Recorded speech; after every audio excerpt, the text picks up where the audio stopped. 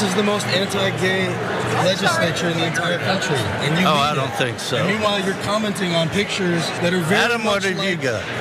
I just want to know if you have any comments, I guess. On what? On the posts, I guess. What do you... Yeah, on these posts, right here, these posts. The comments, try to encourage people on my post, and I try to support people just because he's gay. I also have friends that are gay, relatives that are gay, but I don't feel any animosity towards gay people. Do you find it a little bit hypocritical on some legislation to ban gay marriage? That was before the Supreme Court decision, and I thought that a marriage should be between a man and a woman, and I still kind of feel that way.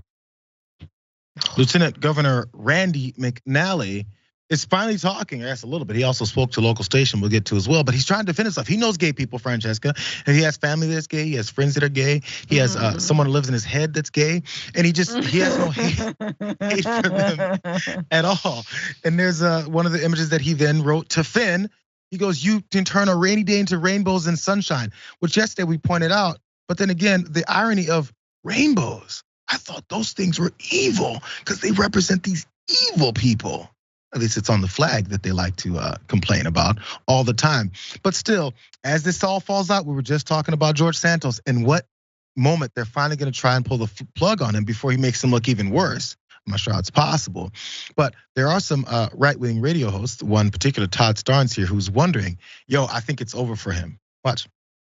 And yet behind the scenes, he is seemingly enjoying the salaciousness of the LGBTQ plus community. Yes, that's hypocrisy. I have to agree with the other side just on that part. It is hypocrisy. And this story is now made the national news. NBC ran a story. Axios has run a story. I mean, I can go on the national coverage on this. So now this is an embarrassment to the state of Tennessee. I don't know that he can survive this. I don't know how he survives. I think we're looking at the possibility of Jack Johnson moving up to lieutenant governor. Did you guys hear that? His co-host there, he didn't say much there, Todd Starnes, but his co-host there, or his guest on the show, said he's become an embarrassment to Tennessee. That is the problem, according to her. He's an embarrassment to the state of Tennessee because this looks bad. He's not an embarrassment to the state of Tennessee because he's a seemingly closeted gay man who then comments on these photos while trying to pass legislation, vehemently passing legislation to limit the rights of the same people that he loves. It's crazy how that is. They still don't see the problem. The problem is that it's an embarrassment. He didn't hide it well enough, Francesca. Yeah, I mean, I hate that this is where Republicans have like made us, like that this is where we are, where we're like, why did you like, these photos? Now, granted, number one, we can all see the post you like, boomer. Like, you gotta learn Instagram a little bit better, create a different account, or don't like it, just scroll and don't like, reserve, just hold that finger, number one. But number two, he respond look, I was trying to encourage him, and he's trying to sort of tiptoe around. Yeah, man, he thought they were hot. He liked them because he thought they were hot, which, hey, is totally fine. I don't know if for a politician to openly say that, totally fine for, anyone to say that. But then the added layer is that now we're suddenly sort of like trying to catch these Republicans in their own hypocrisy about being potentially closeted gay folks because they're openly, passing legislation against the LGBTQ community. You guys are doing this to yourselves. We're just pointing out the hypocrisy. Stop. You know what I'm saying? Stop passing these laws and live your effing truth. Just live your life. Be out of the closet. Love who you want to love. Like whatever post you want to like. Do you know what I'm saying, Jayar? I hate that this is where we are. We're here because these are the things they need people to fight over. Because if you eliminate these things, if they live for their true life, there will still be Republicans, there'll still be Democrats, there'll still be plenty of issues that they'll be debating over and have different policy approaches towards. And then you just have your husband or you have your boyfriend, it's fine. We'll still dislike the rest of your policies, but they can't have that because in those policies that they don't want us to hear about how they're attacking Americans with their policies and actually are a detriment to many folks' lives have to be talked about. Instead, they want to talk about the others. And there's an other every election cycle. This one is here for this on full display, and they haven't covered their tracks yet.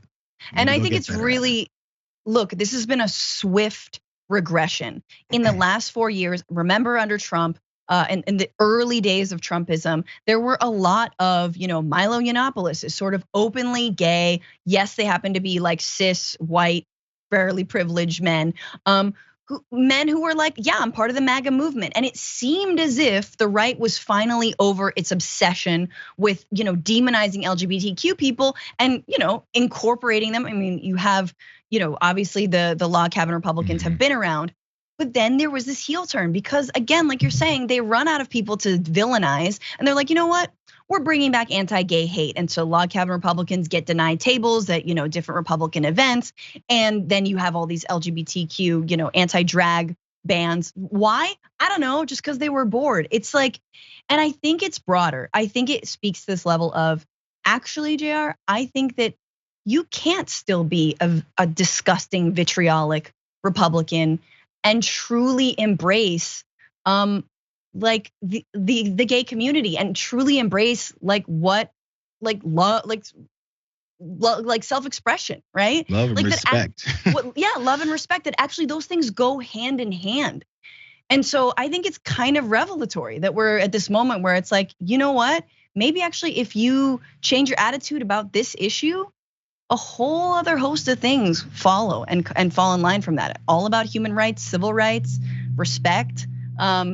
It's such a good point because it shows exactly what they're against, and that's what they'll always deny. One last part before we jump out of this story, graphic for you guys, because Mr. Randy McNally, it wasn't just Finn's page, Franklin there that he was posting about, but also on an anti-drag, anti-trans governor as he is, was commenting things like super beautiful on a trans woman's drag performance that she also posted on Instagram. He said super beautiful, his first comment there. Next to that, performance. And there she is. He's all over the place. Bro, you can live your life. I would love for you to be happy enough to freely do that and express yourself and go home and smile and not be worried about, I have to cover this up, and then also come after people that I actually enjoy viewing. Bro, it's a problem.